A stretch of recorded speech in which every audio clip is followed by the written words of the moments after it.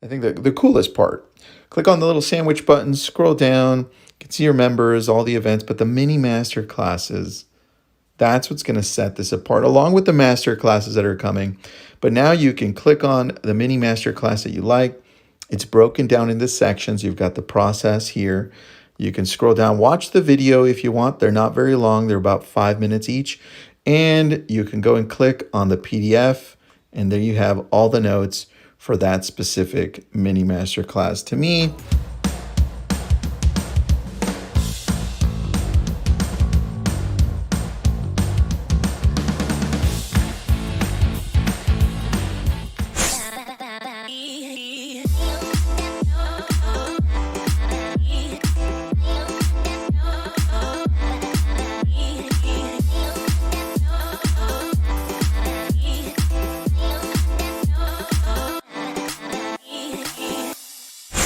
All right, welcome LabCoatAgents. We're here with Ira from StreetText, and always have some great information. And Ira's going to talk to us today about some stuff that I think is really important as we move forward, as we see some market shift. I personally believe, and I think Ira probably believes this too, is we really need to work on our conversations. We need to work on our scripting. We need to work on our skills, because for the last couple of years, we've been dealing with, can I see the house at 3 o'clock today? That was a good script. The answer, the script you needed was yes, but we're moving to a different place now, and more nurture, more follow-up. So a couple of administrative notes. We will be recording this, and so if you want to rewatch it, I'm sure Ira's got a ton of great information for us today. We'll put a link in there for our YouTube channel. And Ira, you guys have any special offers today that we're talking about? We always at StreetText, we try to simplify things. So some of the stuff that I'm talking about, you'll be able to simplify it. So we always have a free trial if you want to test out how to simplify some of the stuff that I'm going to go through today. So Awesome. we'll always we drop that in the link. Awesome. Well, we appreciate that. Again, we get a free 7-day trial to StreetText. So if you literally want to take this and implement it right away, there's that opportunity. So without any further ado, I'll turn it over to Ira. Educate us, Ira. Tell us what we need to know here as we shift it. Halfway through the year, we were just talking about that, right? Yeah, we're 6 months into 2022. So I always say, like, let's pause and look at what we've done to this point and assess it and see what we could do moving forward beyond that point. But I think at the end of the day, and I was just having this conversation before we jumped on here, it comes down to relationships. Like any business comes down to building relationships, and relationships are built on conversations. So I think we first need to start at that foundation, because I think, with the market shifting, with the craziness of running a business, with the 400 different hats we wear, sometimes we could get into this like panic mode where we're just doing things out of default, and we're not actually assessing, like, what are my motives behind it? And my motives will motivate my conversation. And my conversation is either going to turn people off and make them run for the hills, or it's going to keep people engaged. So, how do we keep people engaged? How do we create conversations? And I'll start by saying this. The title of this webinar is Conversations That Close. Do you know what word I hate in the sales industry? Close. I hate that word. I put it in red because red is like a color that we don't like. And like, if you're trying to close people, guess what people are going to feel like? Like they're being closed. Them. Yeah. Do you like being closed? Like, do you like being sold on things? Like, I have bought my car, and now afterwards I'm trying to think, did I get a good deal on this? Like, did I get had? We're so worried about being had that we have these defensive and protective mechanisms. I could go into a store with the intent of buying something, and somebody will come up to me and say, hey, do you need any help? And my automatic default reaction was no, but I actually do need help. And now it's 15 minutes later and I can't find what I'm looking for. And now I'm actually looking for help and can't find it. Just because our inclination is that, if you have this mindset that you're closing people, then that's how you're going to treat people. They're going to feel like they're a target. They're going to feel like, even the term, I'm going to get the listing. Well, I'm going to get you. Like, I'm going to hunt you down. I'm going to find you. You're going to become my customer.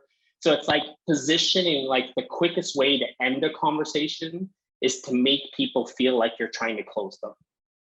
So like, really, let's talk about how do you make people feel like you're not trying to close them, And how do you restructure your mind frame to understand that this actually isn't about you?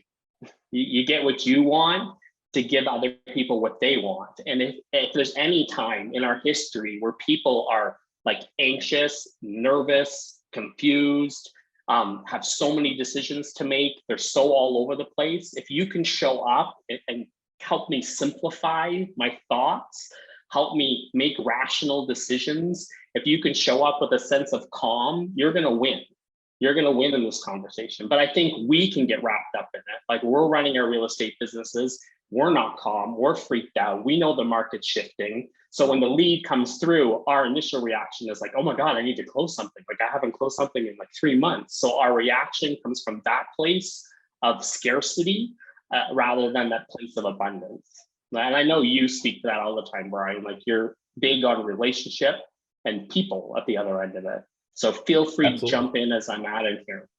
Well, and for those of you watching, Ira's not saying never, ever, ever close. At some point in time, you're going to have to say, would you like to go see the house? Would you like to list your house? We still close, but I think to your point is you don't close in the first 7 seconds that you talk to somebody. We have to, and this is what I like to say, you have to earn the right to close.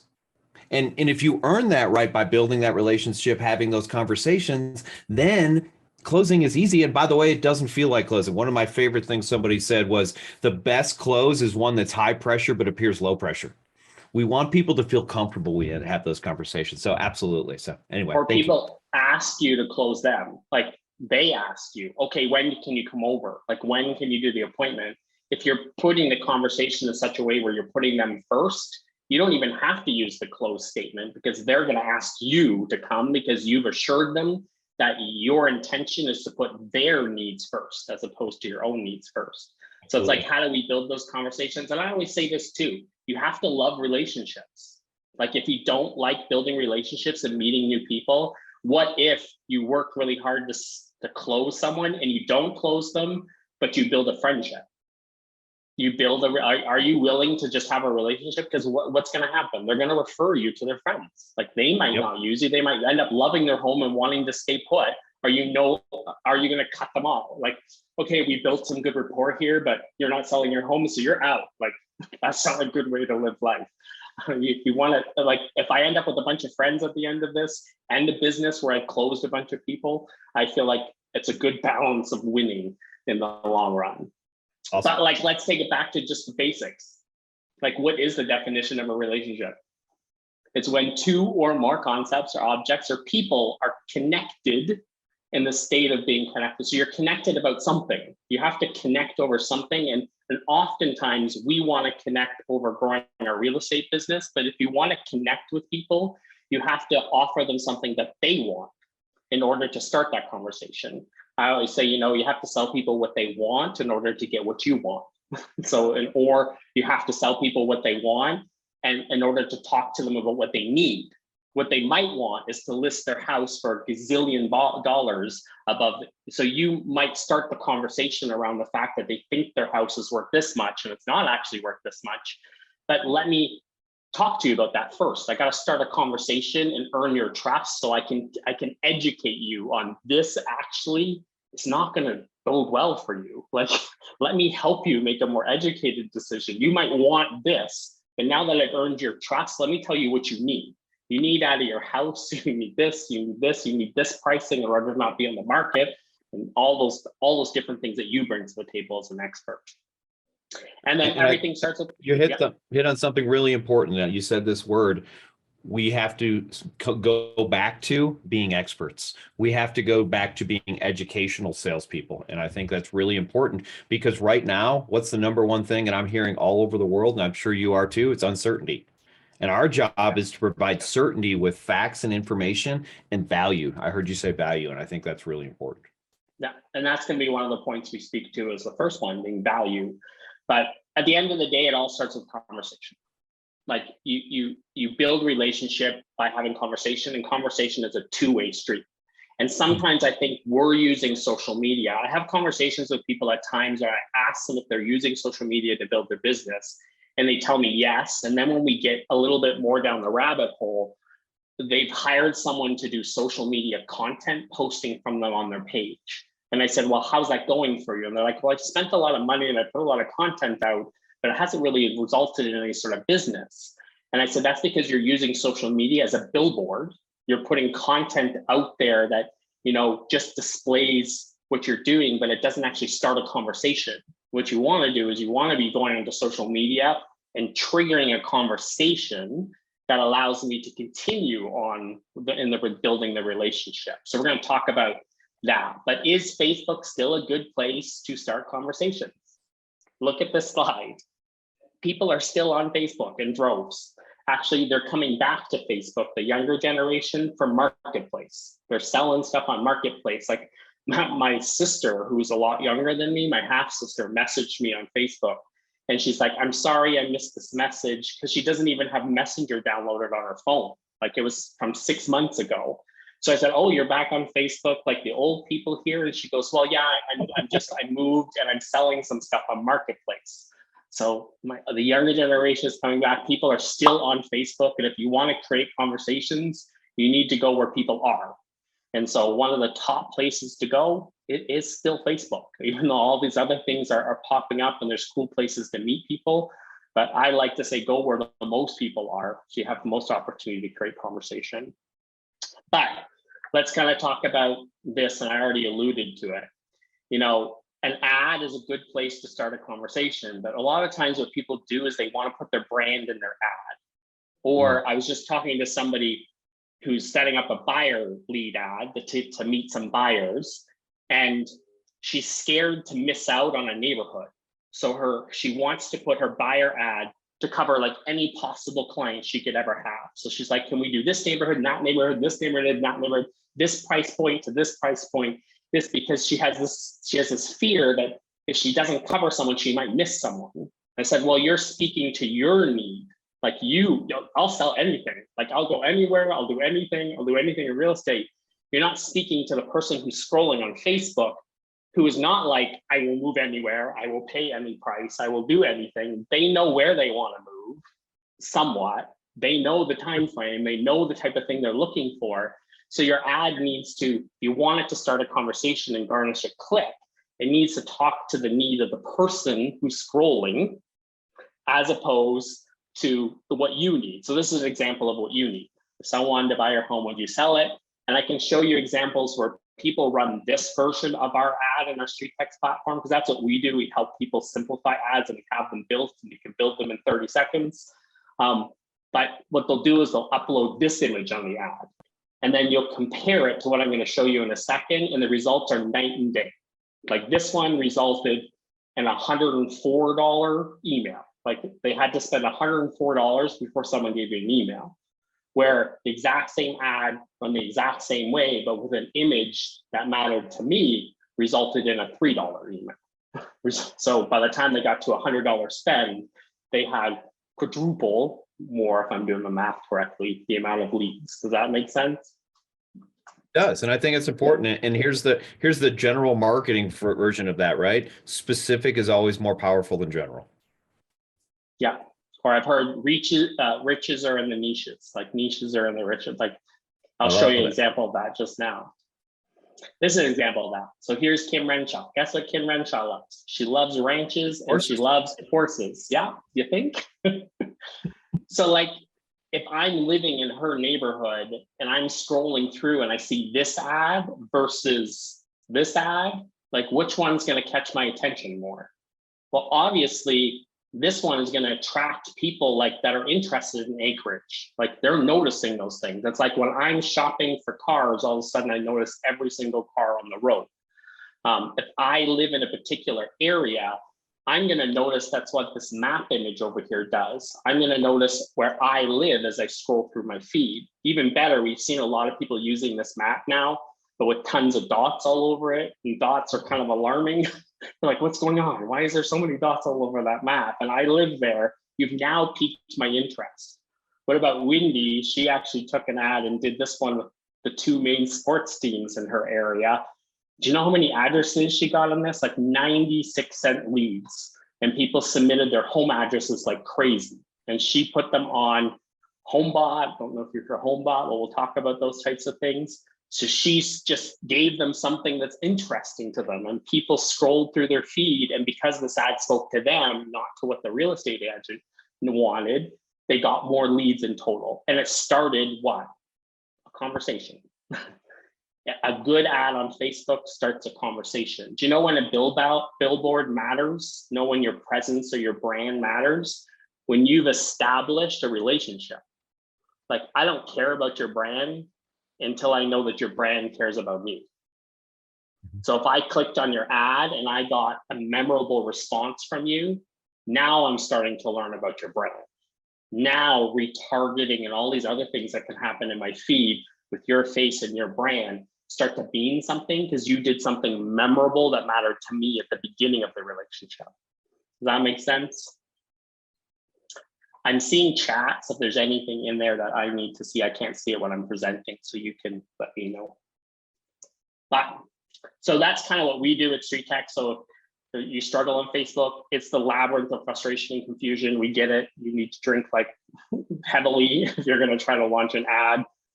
We can help you do it really quickly with templates that are already built out. We're kind of like the Netflix of ads on Facebook. So we help you pick the templates and launch them, and we can take you through that process if you struggle there. Otherwise, take some of those ideas and look at the ads that you're running, and you can definitely test them out. You'll see the difference. You'll see the difference between running one that matters to me as opposed to running one that matters to the person that's going to see it.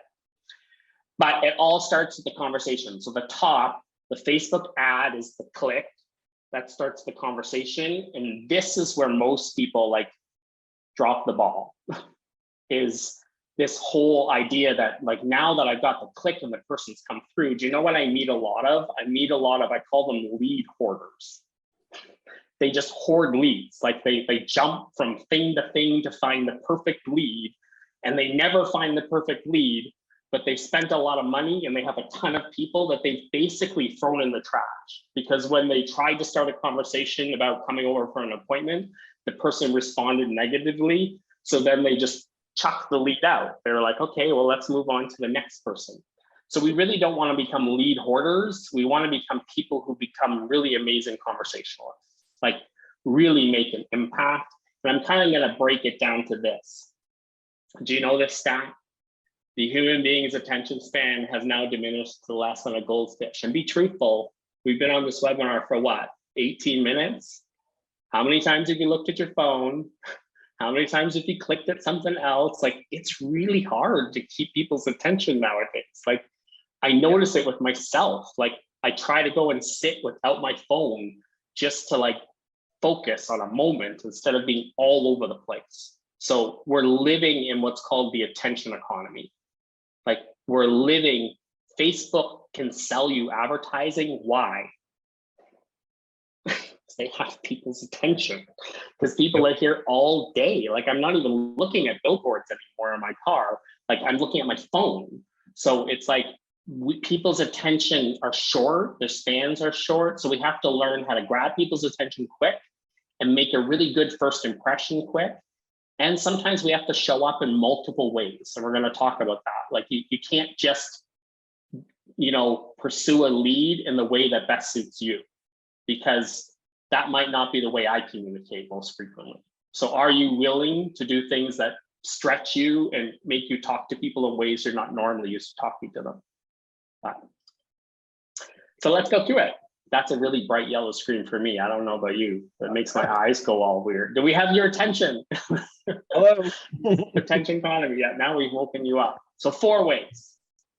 So the first way is value stacking. If you offer me a conversation in Facebook, please deliver on what you said you were going to give me. So if you said you were going to give me a home value, don't phone me to ask me when the appointment is for me to come over and list your house. Like, and we see people do that all the time. Well, they didn't want an appointment. Well, that's not the ad they clicked on. Like, we have a 12 tips ad. The 12 tips is like 12 tips to sell your home. Why would I click on an ad that says 12 tips to sell my home if I'm not selling my home? Probably wouldn't. Yeah, you are thinking about selling it, but I assure you, if you phone that person and you don't try to value stack with them and offer them the next value and try to break into the conversation lightly, that they're going to run for the hills, because that person doesn't want to be closed. That person was looking for information, and you came, with your interests at heart as opposed to their interests. So Leon, on our mastermind, we have weekly masterminds with StreetText where the community all comes together and talk. And I wrote this one down yesterday that he said on the mastermind. He said, don't WIMIF all over everybody. And I was like, don't WIMIF? What is he talking about? And it's this: what is in it for me? WIIFM. Like, that's the question that everyone's asking. Like, what is in it for me? And sometimes we play that on our side. Like, okay, you want the value, but I want what's in this for me, which is I want business. So now I'm going to turn this into a me thing rather than a you thing. Like, if I'm going to give you my private information, my personal information, there's got to be something on the other end of it that's worth that exchange of information. So I've kind of trusted you because I've given you, because I want this information. So how do you keep that trust going? Well, if I ask for 12 tips, maybe it's something like, hey, I don't know if you're aware, but the market is shifting. People still have gained a lot of equity in their home. I'd love to send you a quick little snapshot of some comparables in your market, in your area. I just need your address. So if you give me your address, I'm just going to send you that quick comparable because it's nice to see what's on the market right now. So I'm offering the next value. I'm not jumping to the appointment. And then the other end of it is, are you responding and delivering what I asked for? I said that already, but are you asking questions? Like, sometimes it's just like, we get on this like rant where we're telling everybody everything we know, but we don't know anything about the other person. We have no idea what they're looking for. We're just making these assumptions in our heads. So, does your responses to this person ask a question? I love, we did a webinar a couple of weeks back, and it was just a simple question. Like, the simpler you can make the question, the better chances you have of getting a response. So if I asked for a list of downsizing homes, for example, that might help me downsize right now, you can respond, say, hey, I sent you that list. I just have one question so I could make it perfect for you. What's the number of bedrooms you're looking for? That question, how much does it take me to go 3, respond? You now have started a conversation, as opposed to, I need to talk to this person on the phone. I'm not saying don't call the person, because there are lots of reasons why we might call, and the person might want to have a phone call. Especially, I think, Brian, what do you think? The downsizer nowadays, are they more likely going to want to talk to me on the phone than? I would say the downsizer would, and again, we're going to be a little stereotypical here. I think that's where we're going. The downsizers traditionally a little bit older, right? And when they were, when they were 30, text messages didn't exist. So they still, we function the modality that we grew up with, that we're comfortable with. So yes, a downsider is more likely to get on the phone with you. A Gen Y person is like, I haven't had a phone conversation in, ever. And no, I don't want to talk to you. So understanding your audience, I think, is where you're going with that. And I think it's really important. Who am I talking to? And that drives some of my conversation. Yeah. And I think, it comes down to this. If I ask lots of questions, what do I start to learn? The personality of the person I deal with. Like, we do it here all the time. Like, if I get on a call with an agent who wants to know everything about the tool, I know they're an analytical personality. I know what matters to them is, how precise is this? Like, is everything going to work? This button they find a button in the very back of StreetText that I didn't even know was there. And they're like, this button's not working. And I'm like, I didn't know that button didn't work, but I'll send it to support. I've never even seen that button. But the analytical person, I quickly get to learn, this person needs me to talk slower. This person needs me to say the details. They want to know the numbers. They want to know exact numbers. The accuracy of my home value is going to matter to that person.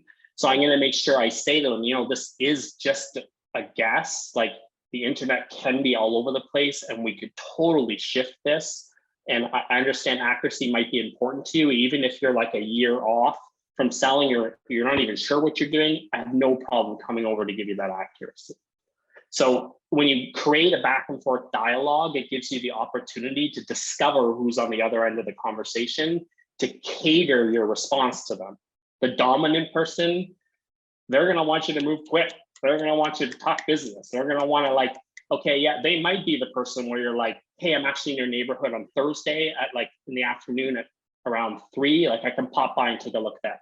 They might be that person that's like, yeah, sure, drop by, come on, we'll talk to you later. They're gonna hang up and go do their thing. You know, the influence of the people person, that steady person is gonna want you to be even-tempered, very accommodating, like patient, humble. So conversation, if you ask questions, allows you to discover how am I best going to continue this conversation with this person. And you have to change your, like you might be the conscientious person. So your presentation might look like, here's all of the details. If you're talking to somebody who's the dominant person, they're like, I don't care about the details. So you might have to shift. We often have to shift, like you let them, you set up the mirror. So they show you who they are, and then you show up mirroring their personality. And it's just, some people might think that's manipulative. I think it's intuitive. I think it means that you realize that there's two people in the conversation. And guess what? There's one person that doesn't really matter. It's you. Like you don't matter as much when it comes to the business end of it. So if I'm in a conversation, I think it's intuitive to be able to say, hey, this is what this person means. And even though I need to present it like this person's going to get more out of it if I present it in their personality type. Does that make sense?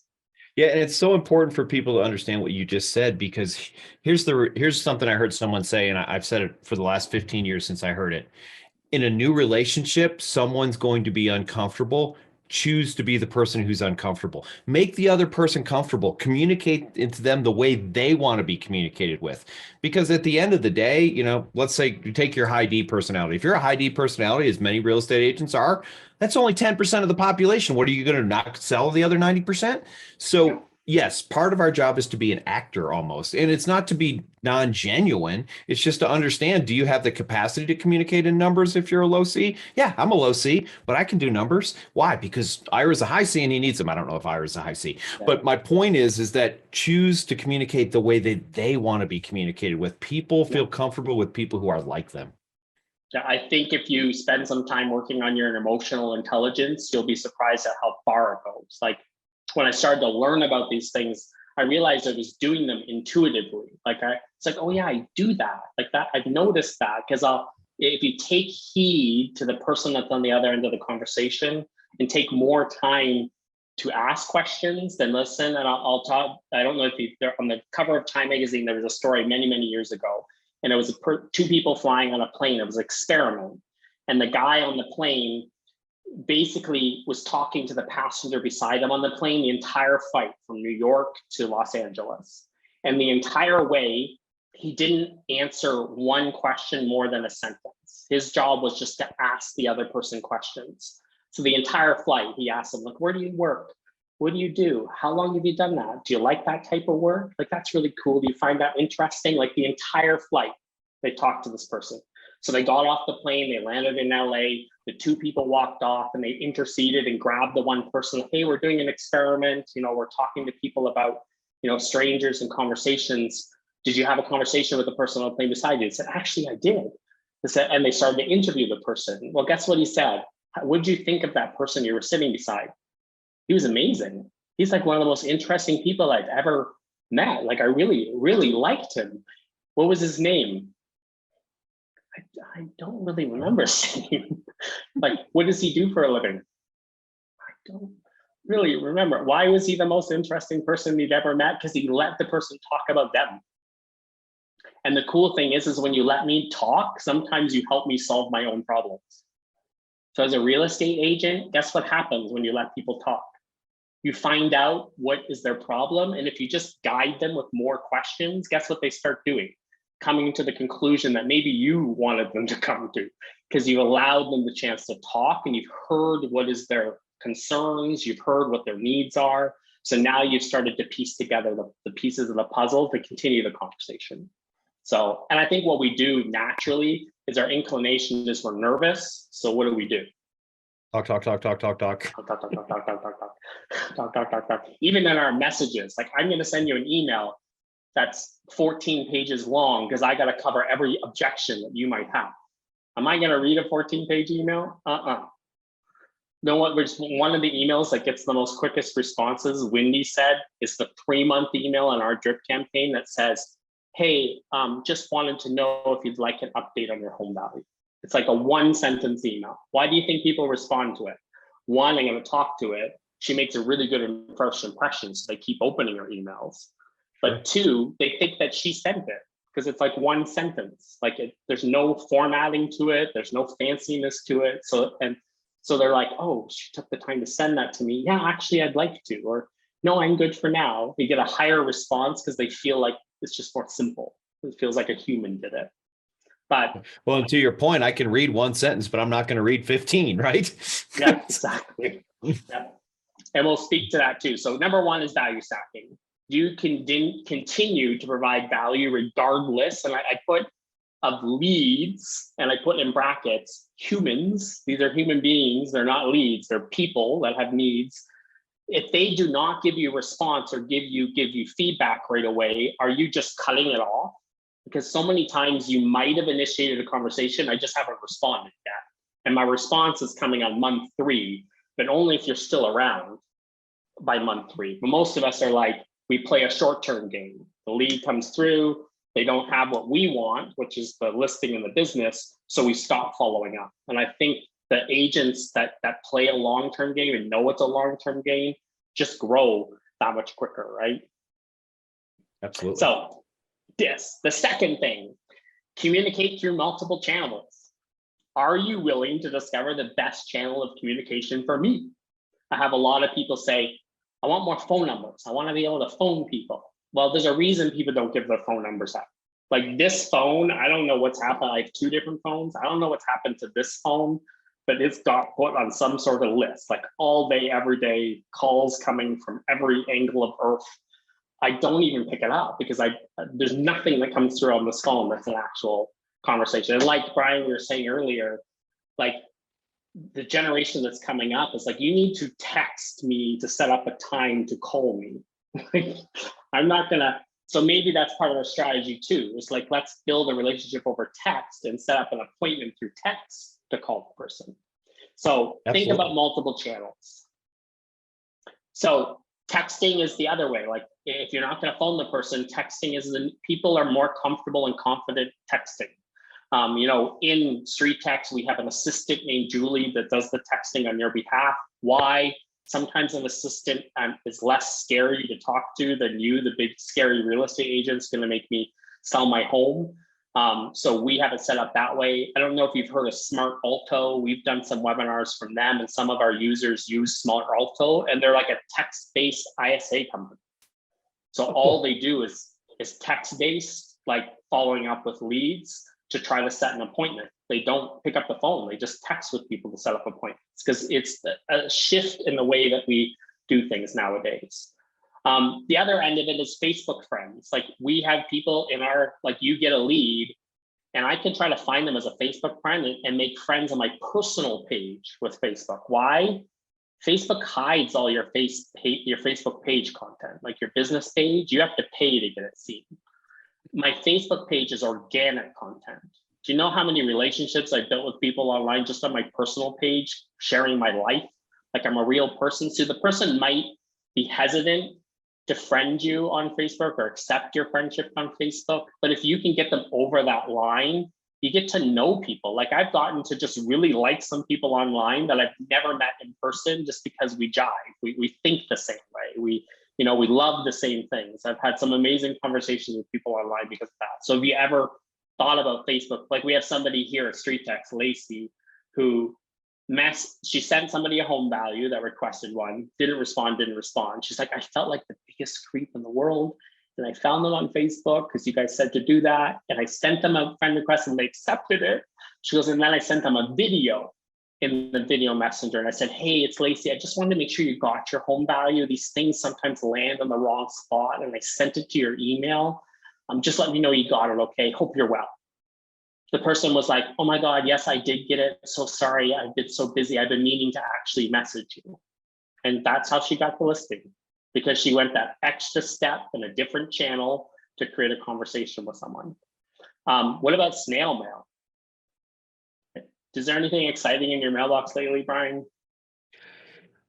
Not a lot, to be honest. It's funny that you say that, though. I've been saying those things that are old have become new again, and I can tell you this, and this is kind of an aside. We sent out 500 letters, and they were very simple. It was a one line. I'll even tell you what it was. We have an investor who's interested in buying your house. That was basically the entire letter, and we got 16 phone calls off of that. 500 letters. 16 phone calls. Yeah. Yeah. And, it's so, yes, that which is old has become new again. If you're in the StreetText thing, we started doing this. We send those people handwritten cards where we've got a handwriting machine. We send those cards out. Why? Because they may not take my phone call. They may not read my email, but again, multi-channel marketing. I'm going to hit them every single way I possibly can. I'm going to try and fit them on Facebook. Eventually, I've got a chance, to get a hold of them. So I love it. Yeah. And I'll show you examples here in a minute. Like you can blanket an entire neighborhood, costly.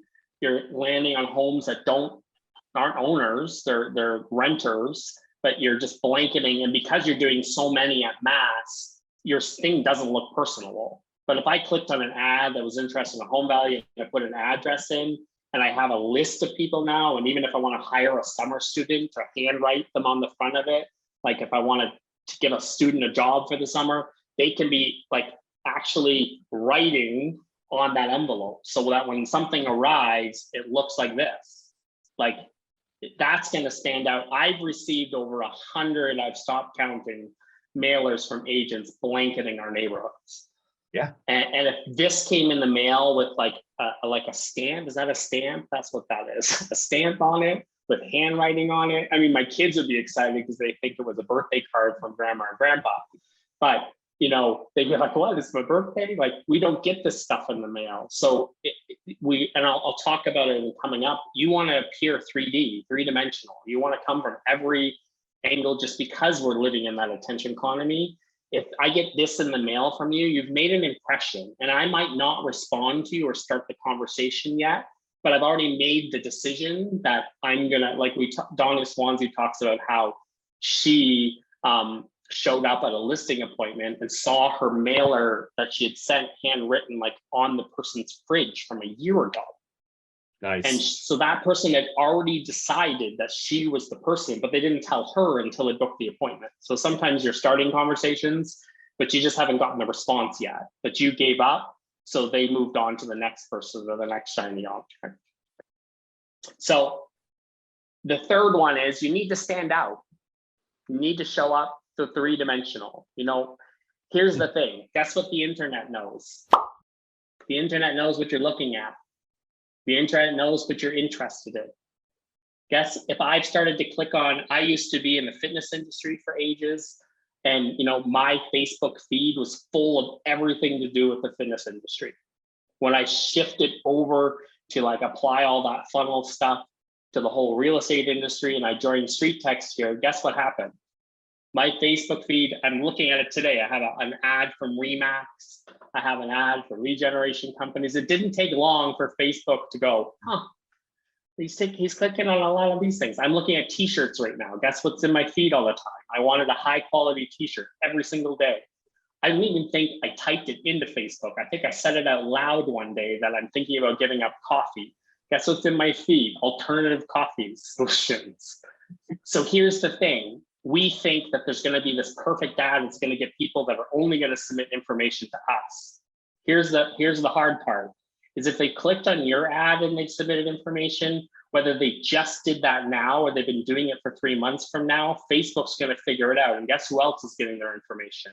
Everyone else in your market. So if you think you're going to find the perfect ad that's only going to get those people, you are now in a pool competing for their competition, for their conversation. So how do you show up 3D? How do you look different? So I talk about the future is video, and I know you're passionate about this too, Brian. Yes, absolutely. It's the best way to communicate, right? Yeah. I would rather watch a video on something. Like I will Google like how-to videos on YouTube to try to figure out how to do something than have to read about it. Like I want to see a video. So think about BombBomb, Ask Video, all these other alternatives. What about audio or video texting and messenger responses? Like you always type into a comment, but on Messenger, I can send an audio. I've gotten so used to doing audio, I find it 10 times easier than typing, and I'm all the time sending audio messages in a response to someone. So if you're texting me or responding to, could you respond in video? What about on your ads on Facebook or on your comments? The best way to disarm a troll is to show up as a real person. Like you could type back, or you could just take your phone and say, hey, I'm sorry that you feel that way. It was totally not my intention. I just wanted to come on here. Like, I'm a real person. I love where we live. I'm more than happy to help. I hope you're having an awesome day. The troll is probably not going to go. Sometimes the troll does. It surprises you. They go, oh, sorry about that, dude. Like, I understand. But other times it's not about the troll. It's about the people that are reading the comment thread and getting to know your brand and you. I think you just hit that on the head. You're not really responding to the troll. You're responding to everyone else, and they want to know who you are. And now you're showing them, hey, not everyone's agrees with me. That's okay. I'm a nice person. I'm someone who's not going to yell at you. And people like that, because the troll's a jerk, right? Like no one goes, boy, that troll, the troll's a jerk. And when you act like a nice person, they're like, yeah, I like this guy. It's They're like, really good for you effective. for responding like that. Like, as opposed to like, trolls are going to find other trolls, and there'll be another troll show up, and like they'll commiserate together. But let them commiserate and say, this is an opportunity for me to show up and have some fun with this and show my personality on the other side of it. And then the other thing is like, make things easy for me, like QR codes. Like if you're going to send me some sort of link, or like, don't send me like a link that is like, I have to type into my phone, because I can assure you that I'm not going to be like LKM. Like, make it quick for me. Like, even if you send me a mailer and you're offering me something, put a QR code on there so I can just scan it. So I can just quickly get to the information, that I don't have to, like, even on your business cards, and like QR codes have come back. Like, even if you got a t-shirt and they're around town, like you can even print it on a t-shirt. And if you have a conversation with somebody and say, hey, this is funny, but I have this t-shirt, like, just in case I meet people that might need something, if you want to take a picture of that, then we can continue the conversation. That's super cool. And then Make It Big is another app, like getting people's attention, like on your phone. I don't know if you guys know about this app, but like when I'm online doing a video or I'm sending something and I want them to know that this isn't automated, I could be holding something up to the screen like this, so that when they open the email, they say, hey, this isn't automated. Your automations, you want to make them feel as human as possible. And if you're sending me something personally and typing it out, you want to make sure they know it's personable. You want to put something that catches their attention right away, that you've made this just for them. And I love Jennifer Salter in our community. If she makes you something, you're damn well seeing it. So like her philosophy is, she sends you a BombBomb video, and if you don't open it, she's sending it to you again until you open it.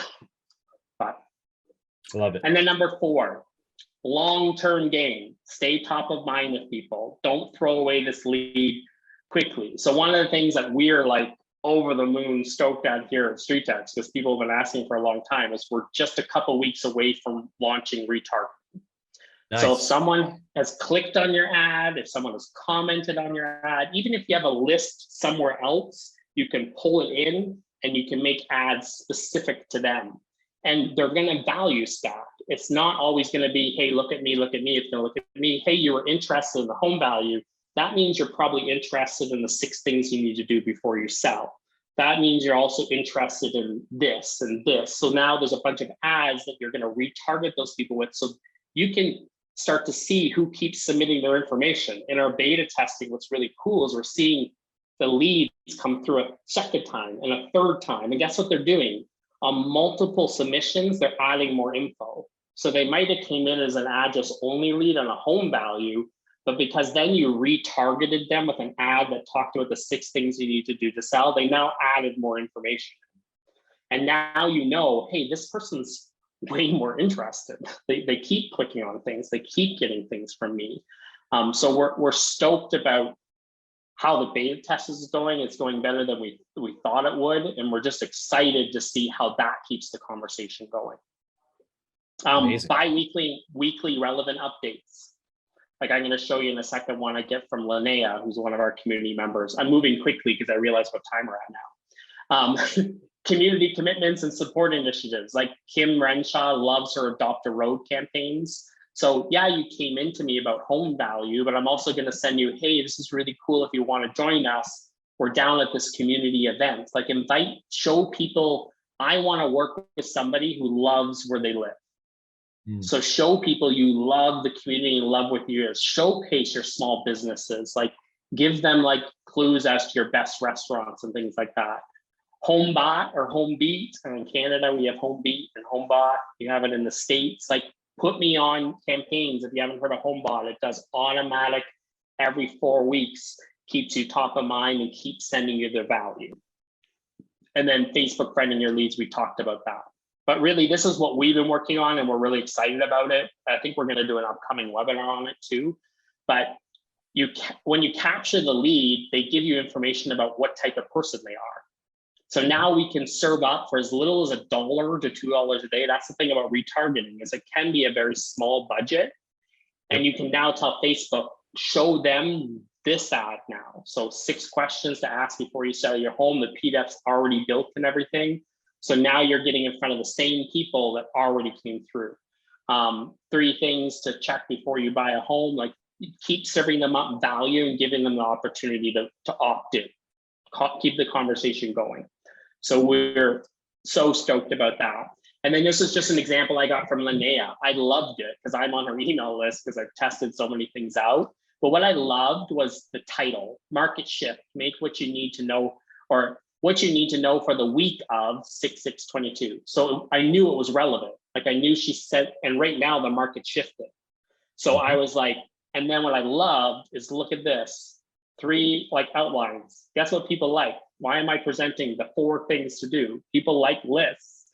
Yep. 1, 2, 3. So she outlines them there. And then as we said, like, who doesn't want to click on that to meet Linnea? She looks friendly and looks excited about sharing information with me.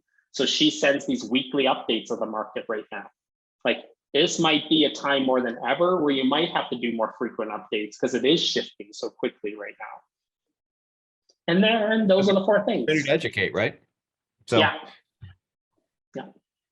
So I went quickly at the end there because I realized what time it was, but we're usually here for 45 minutes, but those are the 4 things, like staff value. If you're going to start the conversation by offering value, give me what I asked for and keep giving me things that mean something to me, not to you. Don't jump so quickly. Like we're on a first date, please court me. Don't jump all the way to like, how many kids do you want? Where are we going to live? Because I'm going to run for the hills.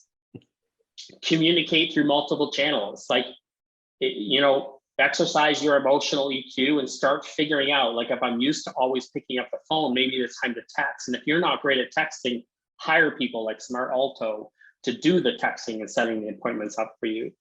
3 is the attention is that of less than a goldfish. So stand out, do what you need to look different and to do things differently. And like what I love what Brian said is like, take what's old and make it new. Like, send me a mailer and look different than all the other mailers that are in my mailbox. And then long-term gain. Josh Shonley said this on our mastermind the other days. He said, I feel like too many agents play a short-term game, and what's holding them back from success is they don't get in. If you're going to jump in with both feet and stick around long enough to see it through to value. Like if you're going to do lead generation on social media, I tell you, it's worth it. But you have to not drop the conversation as soon as you don't get the objective and the close that you wanted to get. You got to be willing to wait out the close. Then you'll be like Jennifer Selter, who's like, I've done 4 closes this month. StreetText leads, 4 in 1 month. But she didn't do that because she started StreetText last month. She did it because she started it a couple of years ago. And now she's built the conversations, and those conversations are starting to have to pay off. So be willing to keep the conversation going as long as you need to. But we like to simplify things. So, sometimes Facebook can be not fun and they're constantly changing. nice. Yeah. They like to, just as you think you have things figured out, they'll purposely, I swear, they have little people that sit behind the scenes. They're like, oh, where can we move the button? How can we make this more challenging? So StreetText, we kind of simplify the whole conversation starting with ads. And if you want to come to us for a trial, we'll definitely take you through that experience introduce you to our community. And you'll experience just how we're a very conversation-based company. Like, we want to get to know our user. We want to know what they want. We're constantly like our retargeting, we pulled all of our users in that we know are veterans that are using it, that wanted to be in on it, and they helped us build what they wanted, not what we wanted. And we've tweaked it, and we're excited about what's come on the other end of it. Now it's conversations that open people up to more conversations. Hey, Ira, great. I mean, there was so much good stuff in here. It was just one of those things that just bam, bam, bam, bam, bam. And, I wish we had another 30 minutes to catch up a little bit more about it. But let me just close with with some of this stuff's important. In the chat, if you're watching this, in the chat, if you're rewatching this, there's a link to get a free 7-day trial, like Ira mentioned. And those of you, if you didn't, like me, I don't get everything on the first try. Watch this again. It'll be on our YouTube channel. And there was a ton of great information as we shift to a different type of market. We are no longer order takers. Well, most of us who are going to be successful are no longer order takers. So you got to start thinking about the things that Ira's talking about. The market has shifted, and the people who are going to survive are people who are doing this stuff. So great information, Ira. Any final thoughts, and then we'll close. Yeah, I'm just jumping with 2 feet. Like, if you're going to do it, the best time to start is yesterday. So if you want to build a funnel, you got to get to work, and you'll be surprised at how far it'll take you if you commit to it. And anything that you put consistent effort towards is going to have some great results on the other end of it. Awesome. Well, Ira, thank you. And thanks everybody for StreetText. It's amazing to see the product continuing to get better and better. And I'm excited to see the retargeting. That's an amazing addition for all your users. So thanks everybody. Lab Coats, check out StreetText. We do this a couple times a month, a great product, and we hope to see you soon. Yes. Have a good one, everybody.